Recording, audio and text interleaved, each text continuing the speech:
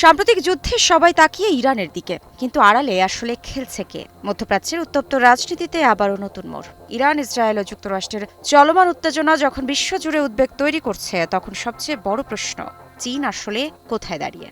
কাতারের দোহা institute for graduate স্টাডিজের সহকারী অধ্যাপক মোহনাদ সেলুমের বিশ্লেষণ অনুযায়ী চীন এই সংঘাতে সরাসরি সামরিকভাবে না চড়ালেও তাদের ভূমিকা মোটেও নিরপেক্ষ নয়। এ অবস্থায় প্রশ্ন উঠছে, চুপচাপ দাঁড়িয়ে থেকেও আসল মাস্টারমাইন্ড কে? সম্প্রতি আল জাজিরাকে দেওয়া এক সাক্ষাৎকারে মোহনাদ সেলুম জানিয়েছেন, চীন ইরানের পাশে আছে, কিন্তু বন্দুক হাতে নয়, বরং কূটনীতি ও প্রযুক্তির ছায়ায়। বিশ্লেষকদের মতে বেইজিং খুব ভালো করেই জানে ইরানের পক্ষে সরাসরি যুদ্ধে নামা মানে যুক্তরাষ্ট্রের সঙ্গে ভয়াবহ সংঘাতে জড়িয়ে পড়া, যার খরচ হবে বিশাল। তাই চীনের কৌশল হচ্ছে সামনে শান্ত থেকে ভেতরে কৌশলগত সহায়তা করা, এমনই দাবি করছেন মোহানাদ সেলুম। তিনি আরও জানান, ইতোমধ্যে জাতিসংঘ নিরাপত্তা পরিষদে ইরান বিরোধী কিছু প্রস্তাবের বিরুদ্ধে ভেটো দিয়েছে। বিশেষ করে হরমুজ প্রণালী ঘিরে ইরানকে চাপ দেওয়ার প্রচেষ্টায় চীন বাধা হয়ে দাঁড়িয়েছে। অর্থাৎ চীন শুধু দর্শক নয়, মঞ্চের ভেতরের শক্তিশালী খেলোয়াড়।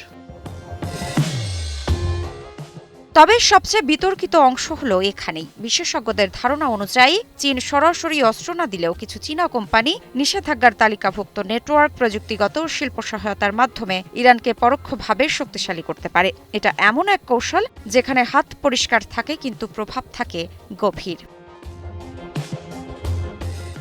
তবে প্রশ্ন আসতে পারে, কেন চীন এমন করছে? বিশ্লেষণ অনুযায়ী চীনের মূল লক্ষ্য তিনটি: যুক্তরাষ্ট্রের একক আধিপত্য কমানো, মধ্যপ্রাচ্যে প্রভাব বাড়ানো এবং জ্বালানি ও কৌশলগত রুট নিরাপদ রাখা। চীন চায় না বিশ্ব এমনভাবে সাজানো হোক যেখানে ওয়াশিংটন একাই সিদ্ধান্ত নেয়।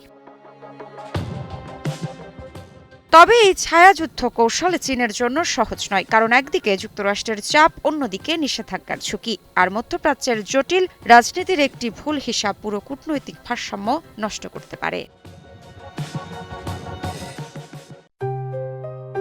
JBS holdings limited. চীন কি তবে নতুন ধরনের যুদ্ধ কৌশল নিয়ে খেলছে, যেখানে বন্দুক নয়, কূটনীতি আর প্রযুক্তিই মূল অস্ত্র?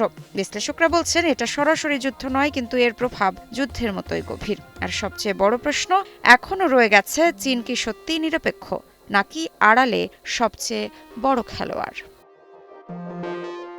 মৃত্তিকা সিনহা বিশ্বাস, নিউজ 24।